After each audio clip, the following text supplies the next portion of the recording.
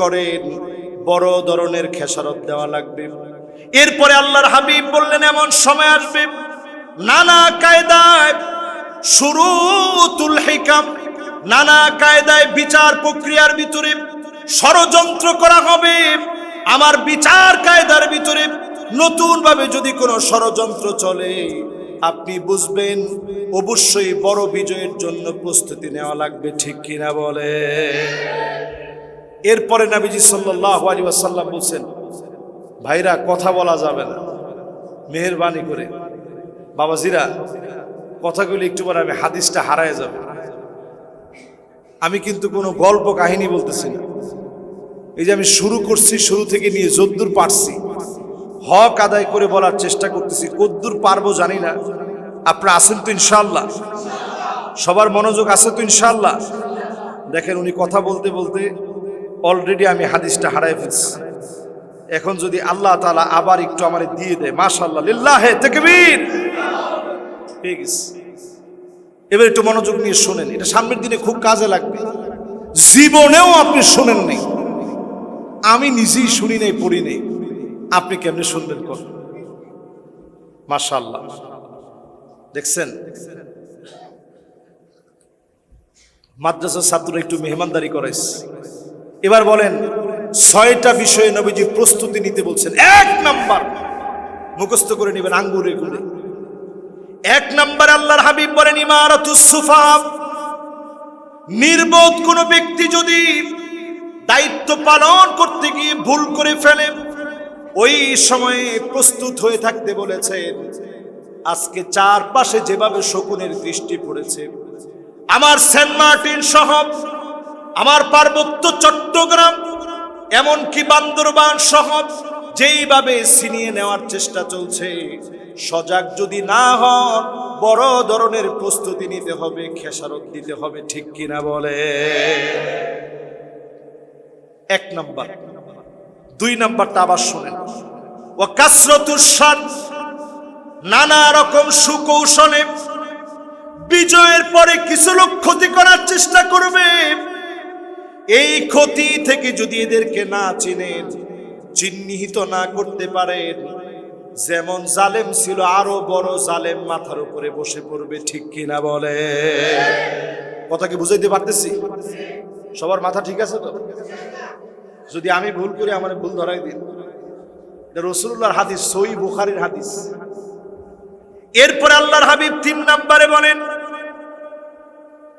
নাসিরউদ্দিন আলবানী এই হাদিসটাকে সহিহ বলেছেন, জামিউস সহিহ, সহিহুল জামি', সেখানে তিনি হাদিসটা আনছেন। 3 নাম্বার, ওয়া বিয়াউল হুকম, এমন ভাবে চক্রান্ত করবে, সুকৌশলে নতুন নতুন চক্রান্ত নিয়ে আসবে। বিভিন্ন অর্গানাইজেশনের নামে সুকৌশলে বিভিন্ন চক্রান্ত করা হবে। বিজয়ের পরে এই বিষয়টা খেয়াল রাখা লাগবে, কারণ এই জামানাটা শেষ জামানা। এই জামানাতে মুসলমানদেরকে ধ্বংস করার চক্রান্ত করা হবে। গজওয়ে হিন্দের সময়টা এমন ভয়াবহ হবে, টাকনু পর্যন্ত রক্ত পৌঁছায়া যাবে। এরপরে যিনি মুসলমানদেরকে বিজয় দান করবেন তিনি কি? বিভিন্ন অর্গানাইজেশন নামে বেনামে আমাদের দেশে সুকৌশলে চক্রান্ত করবে। নতুন করে তাকায় দেখেন, ফরিদপুরে আমাদের দেশের অল্প বয়স্ক নারীদেরকে প্রথমে দাওয়াত দিয়েছে, আসেন আমরা লালনের ধর্ম পালন করি। আরে কথা কয় না? নাউজুবিল্লাহ কি বাড়িতে গিয়ে বলবেন? তাহলে জোরে বলেন।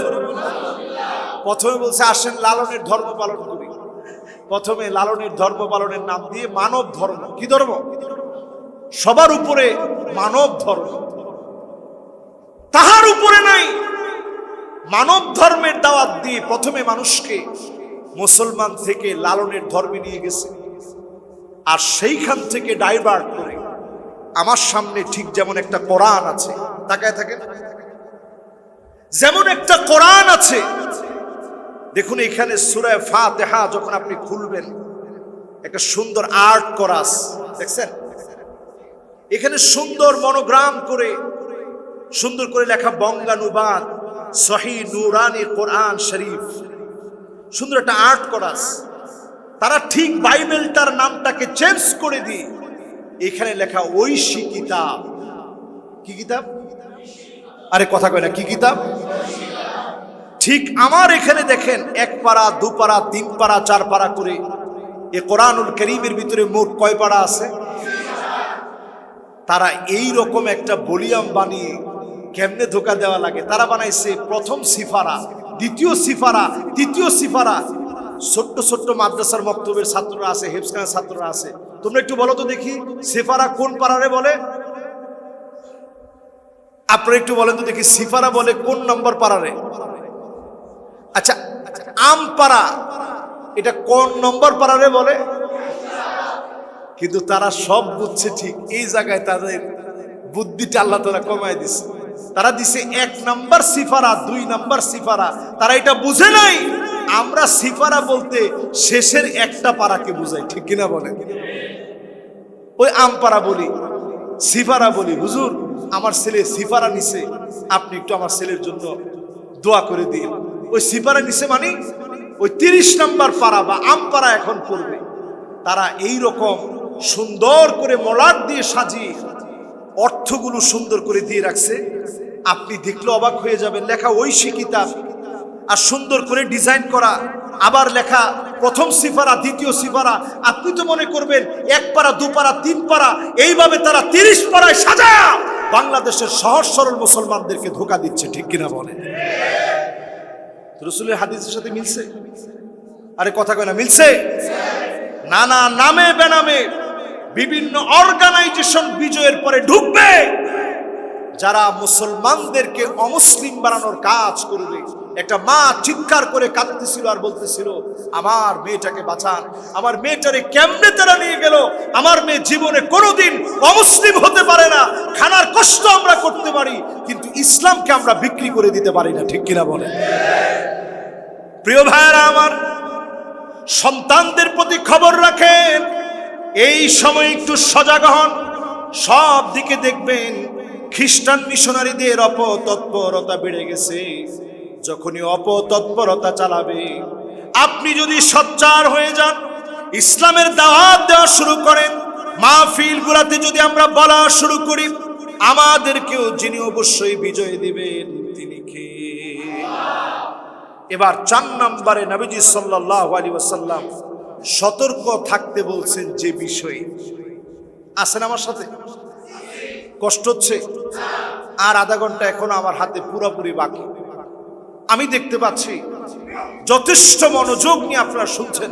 আল্লাহ তাআলা যেন এই মনোযোগ আরো বাড়ায় দেয়, পড়েন আমিন। এবার কয় নাম্বার? এই 4টা যে 3টা গেছে, কে কে মুখস্থ শোনাইতে পারবেন? 1 নাম্বার। আর টাকার পরে তো আরেক ওয়াজ শুরু করছে।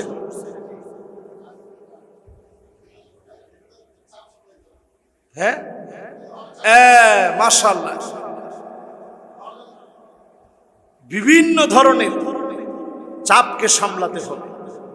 2 নাম্বার, নানা ধরনের ষড়যন্ত্র হবে। 3 নাম্বার, বিভিন্ন অর্গানাইজেশন এসে মুসলমানদের বিজয়কে নষ্ট করা যখন চেষ্টা করবে, ওই নষ্ট করার চেষ্টাকে নস্যাৎ করে দেওয়ার জন্য আল্লাহর হাবিব বলেছেন, বাদিরু বিল আমাল, প্রস্তুতি নাও আমল সহকারে। জোরে করে আল্লাহু আকবার। তাহলে 3টা কি আপনাদের মুখস্থ হয়েছে? এবার 4র্থ নাম্বারটা চলেন। আল্লাহর হাবিব বলেন 4 নম্বরে, ওয়াস্তিগফাফান বিদ্দাম, 4 দিকে রক্তের সরাসরি হবে। আজকে আমার দেশে তাকায় দেখেন, বিজয়ের পরে 4 দিকে রক্তের সরাসরি যেন বন্ধ হয়। এই জন্য তো বিজয় হয়েছে, কিন্তু এখনো তাকায় দেখবেন তারাই নানাভাবে হত্যা করে আমাদেরকে দোষ দেওয়ার চেষ্টা করে, ঠিক কিনা বলে?